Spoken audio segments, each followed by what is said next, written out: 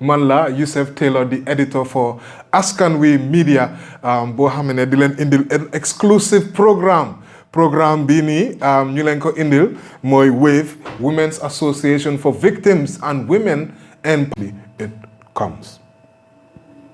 The jury reached their decision around 2 p.m. unanimously finding that Michael Sang Correa was responsible for torturing 5 victims, most of whom were security officials.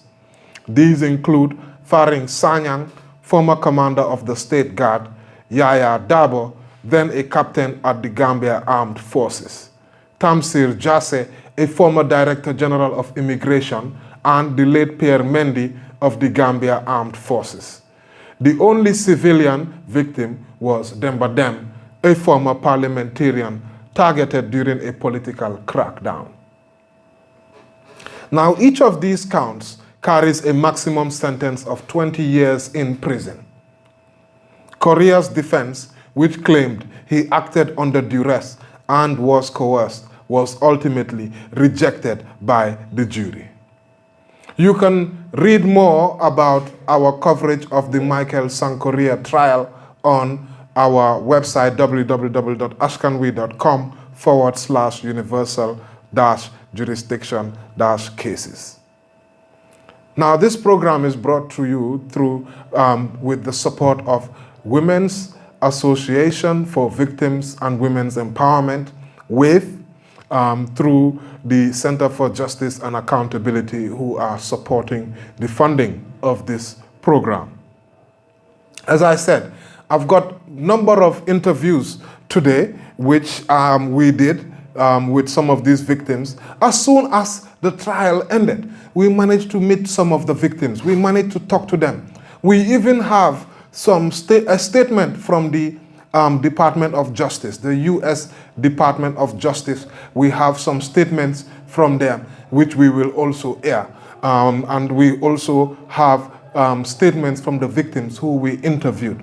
So we are going to bring some of these into today's program so that our listeners will be able to hear. And then very soon we will switch over into Wolof so that the callers can come in and join the program. This is a statement from the Department of Justice, the United States Department of Justice. Let's hear this. You cannot hide here. We can and will prosecute you if you come to the United States after committing atrocities abroad. This country will not be a safe haven for human rights violators. Correa belonged to a special unit of the President's security forces known as the Junglers, who brutally cracked down on what the regime claimed was a coup plot. Trial testimony revealed the direct role Correa played in that torture. With the intent to cause severe pain and suffering, Correa and his co-conspirators dripped hot, molten plastic onto the bare skin of one of their victims. They put plastic bags over their victim's head, restricting breathing. One of Correa's co-conspirators put the barrel of a pistol into the mouth of a victim. They threatened victims with knives and stabbed one of them. They electrocuted their victims. And they extinguished cigarettes on their skin, rubbed sand in their eyes. And they hit one victim in the face with a hammer. The torture went on. There was virtually no bounds to their cruelty. But just as there were no bounds to their cruelty, there are no bounds on how far this Justice Department will go to hold people who commit such brutality to account.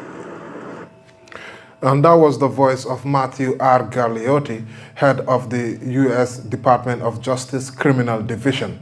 U.S. Department of Justice, head of the criminal division there, Matthew R. Gagliotti. He was the one speaking. And I'm going to try to translate some of this for our listeners in Wolof. We had him there. Let's play it, and then I'll be translating it as we go, so people will be able to. We can and will prosecute you if you come to the United States after committing atrocities abroad.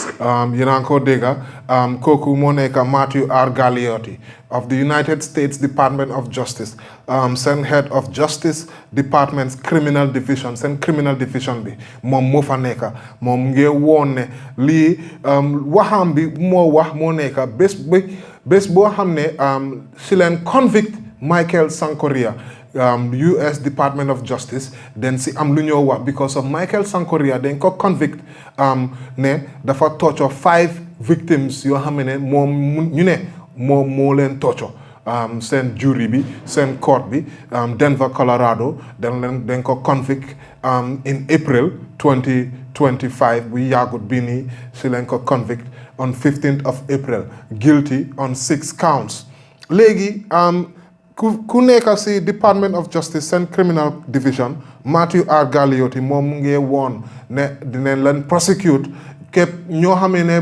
def neen lu bon si biti ñëw bugg a dugga si biir America duñ am fii nii safe haven loolu lam nekk di leen wax ne America ku fa def yëfi torture moom dinañ la prosecute loolu la ñoo wax. Correa belonged to a special unit of the president's security forces known as the Junglers, who brutally cracked down on what the regime claimed was a coup plot. Mune Correa mom bokon na si Junglers yi mom si Junglers yi la boka te Junglers yi ñom lu gaay def mo neka den mujjé def yef yu bon after bu gaay wax ne ben coup plot mo xewon ñoo xamé ne bokon nañ ci coup bi den dem di len def di len gañ di len note loolu la nekk di leral. Trial testimony revealed the direct role Correa played in that torture. With the intent to cause severe pain and suffering, Correa and his co-conspirators dripped hot, molten plastic onto the bare skin of one of their victims. Mune Correa si biir trial bi wone na feeñal ne Correa moom bokkoon na si ñoo xam ne den torture Gambians yi den torture ñoo xam ne den wax ne ñoo bokkoon si yëfi coup bi naka leen torture den jël mbuus di ko tàngal di ko laka seen kaw yaram loolu la Matthew R. Gagliotti di wax neen déglu yéen lan ak lan la waxaat. They put plastic bags over their victim's head, restricting breathing. One of Correa's co-conspirators put the barrel of a pistol into the mouth of a victim. Mu ne gars yi den jël mbuus di ko def si boppi ñoo xam ne den leen ñu ngi leen a torture seen torture victims yi loolu la gars yi di def booba seen victims yi duñ mun a nokki after yu jël feteel di ko dugal si gémmiñ yi ñoo xam ne den leen bugg a torture di leen torture psychologically si seen xel ne dinañ leen rey loolu la nekk di leeral foofu noonu leen déglu lu mu waxaat. They threatened victims with knives and stabbed one of them. They electrocuted their victims. And they extinguished cigarettes on their skin, rubbed sand in their eyes. ñu ne mu ngi wax ne gars yi torture bi bonoon na ndik lu gars yi def den jël i paaka di leen jam ñu jël di leen electrocute amut foofu noonu ñu jël cigarette comme kuy tux cigarette tuxee cigarette bi ba pare ñu ko fay si seen yaram yi di leen gaañ di leen def yu bona bon yooyu noonu la nekk di leeral fii. They hit one victim in the face with a hammer. marton leen jël di ko dóor si boppi benn si victimes yi mu nekk loo xamee ne jaaxal na nit yi. There was virtually no bounds to their cruelty. But just as there were no bounds to their cruelty, there are no bounds on how far this Justice Department will go to hold people who commit such brutality to account. R. Gagliotti di wax ne ñii seen lu gaay doon def amun fu gaay ñoom moom dendee def anything rek pour def lu bon yii nii waaye ñoom itam US government ñoom ñu ngi gestu di wax ne ñoom itam amun fu gaay war a tamit pour make sure ne ñu indi façon yi nit yi nii justice so ñoom itam dinañ make sure ne loolu la ñoo def loolu nekk suñ force audio buñ leen indil mu nekk di US Department of Justice Matthew R. Gagliotti seen criminal division bi head of seen criminal division bi mu ngi doon react on the 15th of April 2025 di wax ne ñii moom ñoom seen government pare neen pour make sure ne ku xam ne nga def lu bon comme crimes against humanity nga def ko abroad nga ñëw America yow moom doo am free pass loolu la gars yi nekk di leeral fii waaye amul foofu noonu am neen yeneen ak yeneen interviews ak ñeneen ak ñeneen ñoo xam ne wax neen ak ñoom dineen indi interviews yooyu noonu am na benn Gambian koo xam ne mu ngi tudda Oley Cissé Oley Cissé moo nekk di sister of Alhaji Mahmoud Cissé Alhaji Mahmoud Cissé ak Ibu Job ñoom dañ ñëwoon biir Gambia way back sometime way back after bu gaay ñëwoon back during the regime of Yaya Jammeh ñoom itam ñu caught leen foul TRRC bi leeral ne Michael Sang Correa moom mu ngi leen doon spy moo nekk after bu ñu leen toppee ba ñu leen jàppa ñu yóbbu leen si président bi former président Jammeh after bu ñu leen yóbbee si former président Jammeh foofu moo nekkoon seen last gars yi rey leen ak yu bon a bon yàlla xam benn tey mënuñoo gis seen yaram fan leen suul am na ñu bari am na ñu wax ne dañ leen rey si yoon bu bon ba pare ñu door di dog seen yaram di leen def make pour ñu disappear waaye benn tey kenn xamul fu gaay dekka waaye man dama mujjee tase sister of Alhaji Mahmoud Cissé Oley Cissé si America foofu noonu because moom America la nekka di waxtaan ak moom mbiri Michael Sang Correa pour dégga lan la am pour wax lii la amoon pour wax am naa benn interview ak moom bu ma bëgg a indi pour nit yi. We are here with Oley Cissé. Oley Cissé is the sister of Alhaji Mahmoud Cissé, and the friend of Alhaji Mahmoud Cissé is Ibu Job. I got that right? Yes. So these two gentlemen are Gambians, were Gambians who passed away because they were killed after they returned to Gambia. And today we've just had a landmark trial where Michael Sang Correa is going to has faced justice, he's got a guilty verdict. But one thing which he has not faced any guilty verdict for was for tracking down your brother, Alhaji Mahmoud Cissé and Ibu Job. And his tracking down was instrumental because they apprehended him and allegedly killed him, and it's very gruesome what has happened to him. I don't want to repeat it lest I sort of, trigger you. But how does it feel? Even though he's not been found guilty, Correa, for what has happened to your brother and the disappearance of your brother, he's been held guilty for torture. What's your reaction to this? First of all, I would like to thank the legal team that represented all the victims today here, as well as the juries that passed this verdict for finding him guilty. In terms of how I feel like this is just the beginning. I'm humbled, grateful that he was able to at least be found guilty of something, even though if it was not for the murder of my brother, because we 100% believe he has everything. He was a factor, or he was a contributing factor to the murder of my brother. I believe that this is just the beginning, and everybody that conspired or that was involved in torturing victims or intimidating people or murdering people are going to be held accountable. And so I truly believe that this is just the beginning, even though he was not tried as part of that, which I think was a valid reason that was given by the legal team, and we accepted that. But at least he's found guilty, and he's going to serve time. Thank you. What's your message to the Gambia government, given the fact that 3 universal jurisdiction cases took place outside the country, but the pace is not so fast in the Gambia, and currently some people are saying they are junglers walking around in the country. What's your message to the Gambia government? I will employ the Gambian government.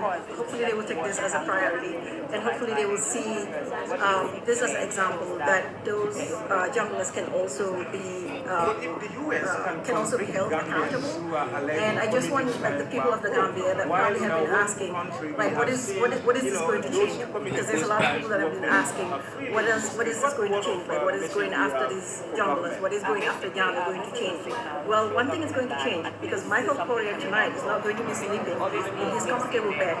He's going to reflect on everything that he does, and everybody else that's in Gambia that's serving in a security capacity, that thinks that they can like bully people or kill people or torture people because somebody up in the government gave them that directive. They would think twice. And so that's pretty much what we're fighting for. We're not fighting to bring our loved ones back. We're not fighting for revenge, because there's not going to be any good that's going to come out of that. What we're fighting for is one thing, to hold those people accountable so that this never ever happens in Gambia again.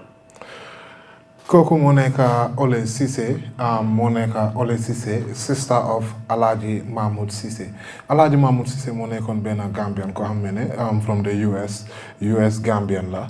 Unfortunately, bum delawat Gambia pour ñu liggéey mo broda mo haritam bi ko tudda Ibu Job ñom ñaar den mujé dé fini Gambia bente ken xamut fan la gaay des sen yaram ak yoy nonu so mom itam ma waxtana mom ndik lan Michael Sang Correa TRRC bi feñal nako ñu ne Michael Sang Correa bokon na ci ñu xamne daf doon spy Alhaji Mahmoud Cissé ak Ibu Diop di leen toppa after buñ leen jàppee buñ leen stop ñu door di leen yóbbu fan state Kanyilaay si former président Jammeh foofu leen mujjee dégga anything si ñoom. That was the end of them.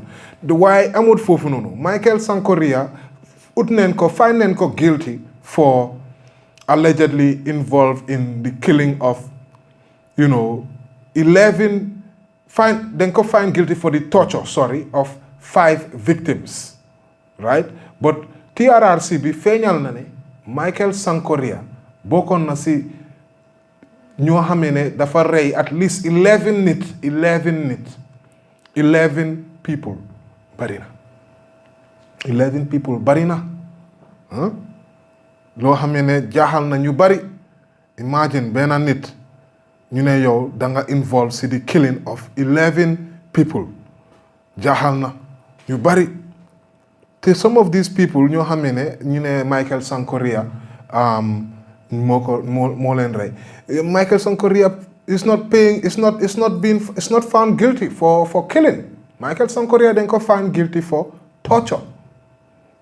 So dafa important trop pour nit yi mun a understand loolu ni Michael Sang Correa even though dañ ko find guilty for lum def moom lum def tamit upana lu ko find guilty for yaa ngi gis mu nekk loo xamee ne jaaxal na ñu bari. So bo am neen tamit more interviews yun bëgg a indi some interviews yun def of some of the with witnesses yi ñoo xam ne wax neen si court bi. am na ñaari interviews ak ñaari witnesses ñoo xam ne wax neen witnesses leen woon si court bi ñoom wax neen foofu noonu si biir court bi benn find Michael Sang Correa guilty.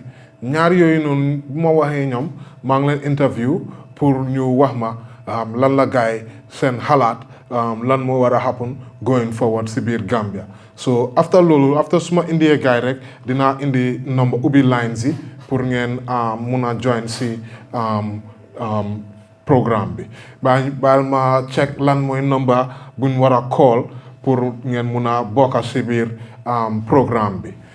So léegi tey ñu ubbi lines yi ngeen stay tuned to Taxi FM Michael Sang Correa trial bi lan mooy seen xalaat bi ngeen wax ñu because of fu mu nekk nii convict neen ko dañ ko find guilty for 6 different counts wante sentencing bi mooy kañ la ñoo wax ne years yi nii nga war a spend wala years yële nga war a spend wala life la moo am kenn xamut wante loolu dinañ ko xam balaa at bi di war a jeex hopefully dinañ war a am an idea ndax Michael Sang Correa lan mooy the length of his conviction waaye balaa loolu am nañ benn interview ak one of the civilians the only civilian boo xam ne moom leen find guilty comme nu ma ko waxee am na ñu bari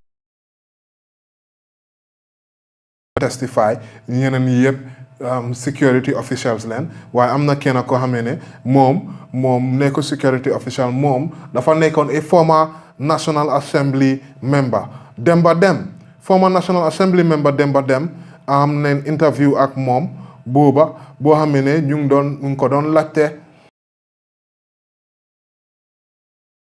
la Gambia war a def going forward after conviction bi ni lan moo nekk réaction am bi Demba Dem nañ ko déglu. nekkal nañu bés bu nga xam ne bési daw yaram la bési daw yaram teg ci tamit bési victory la victory lu nga xam ne victory pour démocratie la because ñëpp réerawuñ mbir ne lu xewoon ay ati si gannaaw si nguur Yaya Jammeh ñu bari réer nañ ñu bari dee nañ ñu bari dóor nañ leen tooco leen ñii ñu toog ay seen loxo toog seen tànk ñii ñu électrique ñu dañ leen électrique waaw ñu cooco leen di leen masse courant si seen private part ak yeneen cër yi so tey ñu ñëw ba toppa justice boobu ba gis ne wax dëgg yàlla luy foogoon du am na kon nekkal nañu mbégte ak kontaante bu baax a baax pour ñu gis ne Michael Sang Correa ak groupe am yi ñu ngi leen a téye benn dinañ tëj si kaso yi pour seen jëf bu bon buñ defoon si ati gannaaw waaw. yéen a ko dégg kooku moo nekk Demba Dem National Assembly member la woon during the time of Jammeh he was a former National Assembly member ba pare bokkoon na si ñoo xam ne witness la woon si recently concluded trial of Michael Sang Correa yéen a ko dégg foofu noonu lu mu doon wax dinañ ubbi line si 7555 777 7555 777 7555 777 ku bugg a call rek dinañ la ubbi line si 7555 777 man maa fi nekka straight talk show di waxtaan ak yéen mbiri Michael Sang Correa trial bi conviction bi naka lam fa demee woon because ñu bari ñoo xam ne of course happenut fii Gambia America la happen waaye loo xam ne am na real bearing si Gambia ba ñu ngi just miss sun first caller bi 7555 777 7555 777 mun ngeen a call ngeen bokka si biir programme bi ngeen wax ñu seen xalaat lan ngeen foog ne la Michael Sang Correa trial bi sentencing bi lan mooy seen reaction bi lan ngeen si gis dégg ngeen yéena nit ñun wax Department of Justice United States lan leen wax bi ma ko leeral waat si biir olof ma bamtu ko waat si biir olof ngeen mun a understand lan la American justice one of the leaders in charge of seen criminal division lan la nekk di wax si mbiri Michael Correa conviction bi loolu leeral neen ko indi neen one of the family victims mooy Ole Cissé koo xam ne moom tam sofa neen si loxo Michael Correa because seen brother bi ñaaka neen ko amun foofu noonu ñu indi leen Demba Dem moom bokkoon na moom woon si biir trial bi te witness la wax na si biir court bi ba pare after loolu noonu ñu waxtaana moom di ko laaj si wolof mu wax dina play out moom interview am bi wante soo leen buggee call 7555 777 7555 777 loolu mooy number bi pour ngeen dial straight talk programme bi ñu leen ko indil mooy WAVE Women's Association for Victims and Women's Empowerment Women's Association for Victims and Women Empowerment di ko dépense ñoo xam ne Center for Justice and Accountability ñoo nekk di dépense lii programme bi yéen a ngi ko seetaan live on Askanwi Gambia sun YouTube page yéen a ngi ko seetaan tamit on Facebook live sun Facebook page ñu ngi ko stream directly booba di ngeen mun a dégga watch programme bi over and over again ñu mun koo share waat ñoo xam ne dinañ ko miss ci radio bi mun nañ koo play at any time waaye ngeen mun a call 7555 777 7555 777 man maa nekk si studio bi tey yéen Yusuf Taylor indi leen exclusive interviews yoo xam ne man rek maa ko def boo xam ne moom laa nekk di leen indi all the way interviews yi nii yëpp maa ko def all the way in America denca ko indi ko pour yéen pour ngeen mun a xam lan moo nekk di xew ba ma play at suma beneen interview bu ma am ak Demba Dem benn interview boobu noonu bu ma am ak moom nañ ko déglu. nekkal nañu bés bu nga xam ne bési daw yaram la bési daw yaram teg ci tamit bési victoire la victoire lu nga xam ne victoire pour démocratie la because ñëpp réerawuñ mbir ne lu xewoon ay ati si gannaaw si nguur Yaya Jammeh ñu bari réer nañ ñu bari dee nañ ñu bari door nañ leen tooco leen ñii ñu dog ay seen loxo dog seen tànk ñii ñu électrique ñu dañ leen électrique waaw ñu tooco leen di leen masse courant si seen private part ak yeneen cër yi so tey ñu ñëw ba toppa justice boobu ba gis ne wax dëgg yàlla luy foogoon du am na kon nekkal nañu mbette ak kontaante bu baax a baax pour ñu gis ne Michael Sang Correa ak groupe am yi ñu ngi leen a téye benn di leen tëj si kaso yi pour seen jëf bu bon buñ defoon si ati gannaaw waaw. That was about Michael Sang Correa. Demba Dem moom am na justice ndik Michael Correa find nañ ko convict nañ ko for this guilty for torturing Demba Dem waaye am na ñeneen nit ñoo xam ne TRRC bi wax na ko fi because dañ defoon suñ gestu te suñ gestu bi lii la leeral TRRC am na volume 8 seen report bi moo nekka seen report boo xam ne si jongla si la gestu TRRC seen report volume 8 bi report yi jonglas bi booboo nekk report bu gën a graaw foofu noonu si TRRC bi one of the most serious human rights violations yëpp foofu la xew si biir report boobu noonu ñu ne Michael Correa is individually culpable for the unlawful killing of Daba Marena and 6 others Gambian Americans Mahmoud Cisse and Ibu Job and Sol Ndaw and Mahawa Cham totaling at least 11 people. Besides these killings, the report revealed that Correa participated in torture sessions and the killing of former veteran journalist Deda Haidara. Nako bamtu watsi Olaf. Am nen bena caller. Assalamu alaikum. Yes, caller. Yes, sir. Ñu ngi la ñuyu. Jërëjëf waay kontaan naa si yow tur bi ak fooy koolee.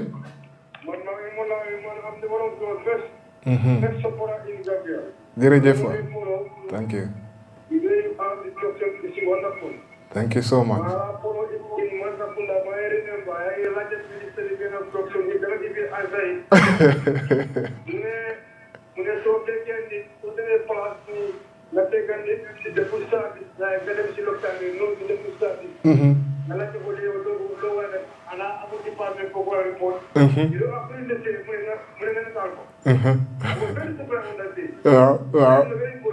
I can remember. Yes. Lola wax de.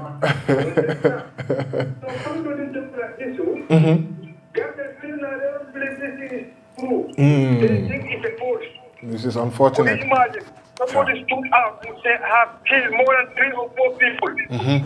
If people are sitting there thinking that, let's compromise, we are all together, let's maslaha. This maslaha thing, this is why the country cannot go, the country cannot go forward. Because there is a block clarity in the country. I mean, let's move the post movement. To look at justice, nobody taking the money to them. It's all about Arabaro and his crew. This is why the justice is going to them. It's all about that. Why do you think it's the Arabaro? Because from international law, mobile people, for two guys, for two guys, I'll give you a scenario. From the why I was going to Bobby, it was in 2013.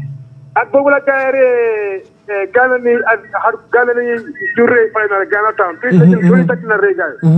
to study tati bay anda bena ko jongula la mu daw jongula dafa dawol at bo wulolu mu ñoy jona mo di sem mo ñi ngi jona mo around fini kawla la jere mu do dafa daw kawla jere ko mu do bu dem babu billahi wala tala mo ñu rigre ni Gambia mu ngi tej c'est ça Gambia ñu do noki man dama xam simbi ci study tati ko dama wulu afé dañ dem ñëre ma mom ñoo dé tok dem ci bay ne dama anda mu di ci rek to bena be mo dama ko tooñ afta mu mel dama ne smaraga ma xam nga ma xam nga after ma expérience yi ma ne smaraga man duma nit ki yonde mu na ak ki do ni any second te tam nga dem ko def radio ni rek ma ko bena boy ko sénégalais la after la expérience ki yépp man dama ti ko dem so gisé dama ko dé daw billahi wallahi tallahi bi bobu la ko ti te lu la wax moy dega de waaw ma ñëw fi in 2015 ma ngi tebe suma bena boy man ko ni mané amna bena ko do musu